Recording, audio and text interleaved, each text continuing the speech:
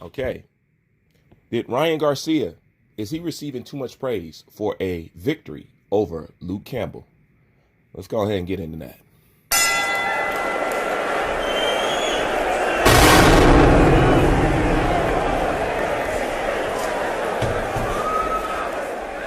Okay. I had a few people write me. I see it on the internet. I see it in a few chats. A few people say it at my gym. Ryan Garcia is getting too much praise for beating Luke Campbell. Who the fuck is Luke Campbell? I agree. Who the fuck is Luke Campbell? Luke Campbell was somebody who was propped up because he was to sit in front of Vasily Lomachenko. And at that time, you know what they were doing to Vasily Lomachenko. The boxing world was helping create a facade that was not really there. They were over-exaggerating his skills and trying to make him way better than what he was. So that's how Luke Campbell got propped up, okay, for the most part. Other than that, most of these guys wouldn't know about Luke Campbell if it wasn't for Vasily Lomachenko.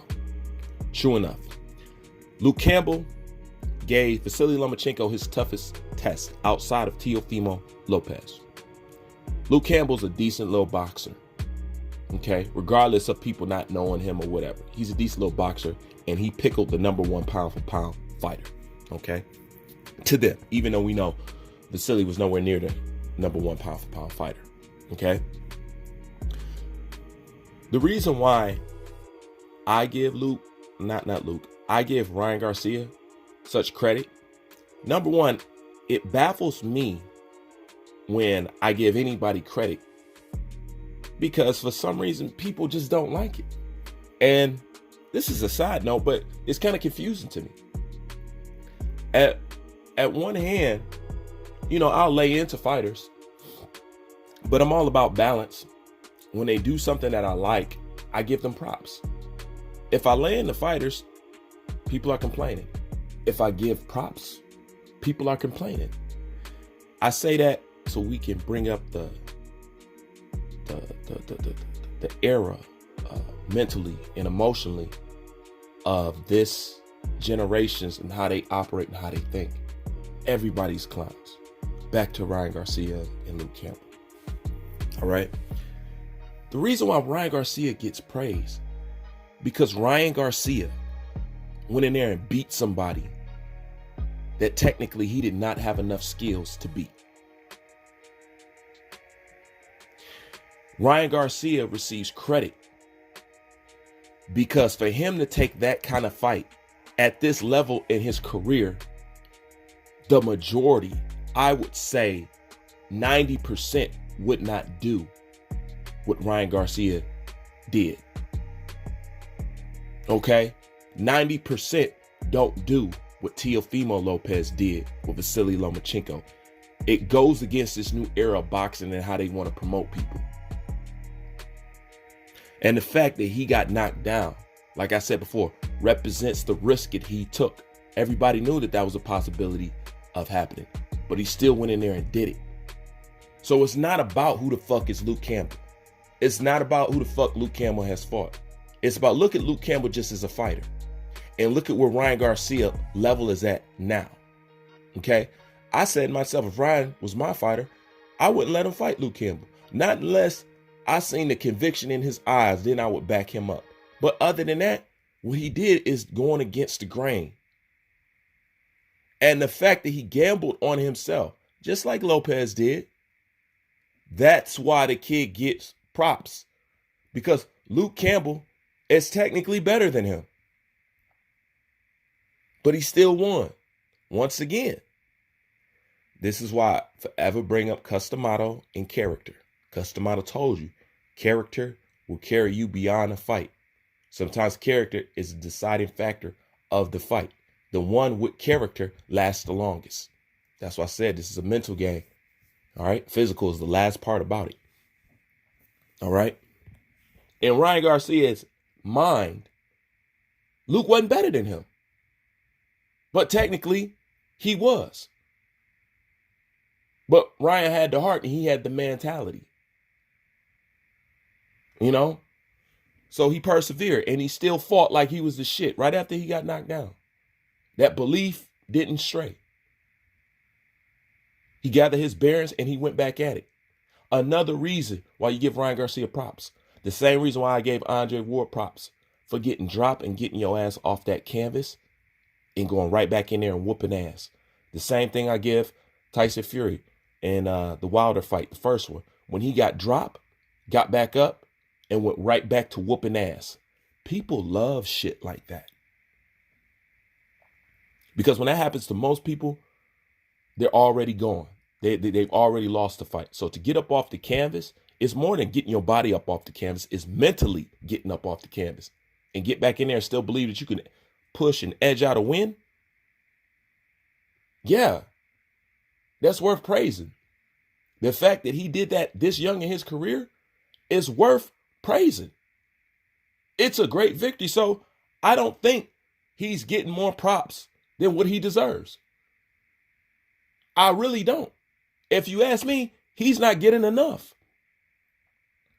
Which leads me to talk about Teofimo Lopez, Ryan Garcia, Devin Haney, Gervonta Tank Davis, and Shakur Stevenson. Let me tell you something. These guys are running the show. These guys, between these 4 or 5 guys, they're acting like and talking like throwback fighters. Regardless of Devin Haney not getting a good, proper fight and all that other shit. But do you see how they're talking to each other? Ryan want to fight Tank. Tank want to fight Ryan. Teofimo Lopez want to fight Tank. Devin Haney want to fight Teofimo Lopez. Shakur Stevenson want to fight Ryan Garcia. Shakur Stevenson want to fight Vasily Lomachenko. These guys are talking how all boxers should talk in all the weight divisions. The lightweights are showing y'all how to operate. And if you ask me, they're still in the fucking show. All of them. That's why I don't have nothing really say to bad about any of these guys. Not even Tank. I changed my tune on Tank. Because these guys are at least talking and wanting to mix it up. And wanting to mix it up. When you get to 147 pounds, what the fuck is going on there? 54 and on up. What the fuck is going on in these weight divisions? Anthony Joshua is the only one in his division talking like these little guys, trying to mix it up with everybody. I'm wondering if y'all noticed that these young up-and-coming cats are putting on a better showing for themselves as boxers than, to me, all the other weight classes above them. That's the truth. If these guys keep it up, and if everybody follows what Teofimo Lopez did and what Ryan Garcia, and it only starts a chain effect, and Teofimo Lopez Sr. told you that. He said, we inspired everybody. And they did. But if they keep this shit up, nobody's going to be thinking about it. Listen, because these guys are more likely to fight than seeing a Terrence Bud Crawford and Errol Spence. We shouldn't even be talking about that fight no more. We should be talking about the second fight between these two. That's why when it comes to these guys, I like them. Because they all talk the same, minus Gervonta. They're all ambitious. They all pop that shit. They're all confident as fuck. All of them. And I'm going to tell you something. The one who's going to rise to the top out of this group, out of everybody, who's really going to come out the fully polished, the real fully developed fighter in the end, is going to be the Wizard. If you don't know who the Wizard is, that's Shakur Stevenson. Oh yeah, I'd have my eye on Shakur. That kid got it all. He's going to be the one. At first, yeah, I love me some Teofimo Lopez. But if Shakur Stevenson managed to get some more stank on his punches, there's nothing else that I see that he's lacking. He is a full complete fighter, damn near right now. He's super smart in that ring. Shakur Stevenson, low key, he the one. Low key, go watch the kid. You got to know how, and that's the thing about boxing. Watching boxing is an art. It's not about listening to other people and their opinion, what they say, and back them up. Watch it for yourself.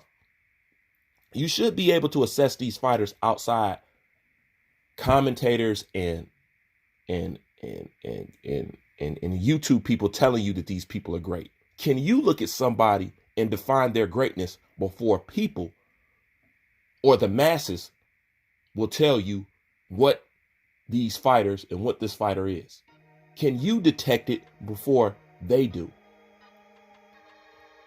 That's why I invented the Rising Glove series. That's why that series started with Teofimo Lopez.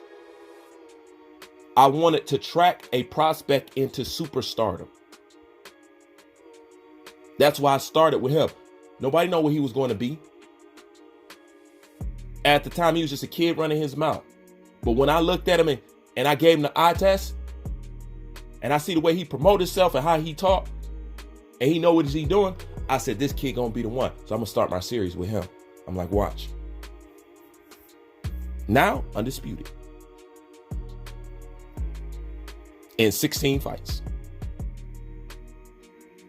So, when it comes to these new eras of fighter, don't do them like y'all trying to do all these other boxers. Leave these guys alone. Because at least I can see remnants of what I've seen in the past by the way these guys are interacting with each other. I love their back and forth. I love it. Ryan Garcia told me, I'm going to knock Tank out in 2 rounds. Nobody believes it, but I love it. You know what I'm saying? Devin Haney think he the best thing since sliced bread. I don't believe it, but I love it. Shakur Stevenson says he'll humble the shit out of Vasily Lomachenko, and he ain't got no heart, and he'll do him worse than Teofimo Lopez. I believe it and want to see it. Okay? From what I hear, Tank just agreed to fight Ryan Garcia. But yeah, Tank is the only if because he's the star. But other than that, I love the way all these guys talk. So don't try to treat these new guys like you treating Crawford, Spence, and everybody. No, you leave them alone. All right, because I'm not going to have y'all come down and fuck this up with y'all bullshit. All right? All these guys I'm proud of. Every last one of them. 130 and 135, I'm proud of all of them. Because I like the way they move and I like the way they fucking talk. And I especially like what Ryan did. I especially like what Teofimo Lopez did. I like what I believe Shakur Stevenson is finna do. I like that Devin Haney talked that shit. And he want to be put in a position to prove it. I like that. That's good. There's nothing to knock about. There's nothing to hate about. Praise what Ryan Garcia did so more people would do it. Praise what Teofimo Lopez did so more people will do it. Praise what Anthony Joshua is doing so more people will do it. Stop praising the Canelos, the Errol Spences, the Deontay Wilders, the people who don't want to do nothing. And to a lesser extent, Canelo, he's actually on a different fucking level because he's fighting elite people, but his shit is complex. Y'all know what the fuck I'm saying. Okay? Stop protecting people that don't want to do nothing. And stop hating and talking shit about people who are trying to move and operate in boxing like we know the legends to do before. That's just my thoughts on it.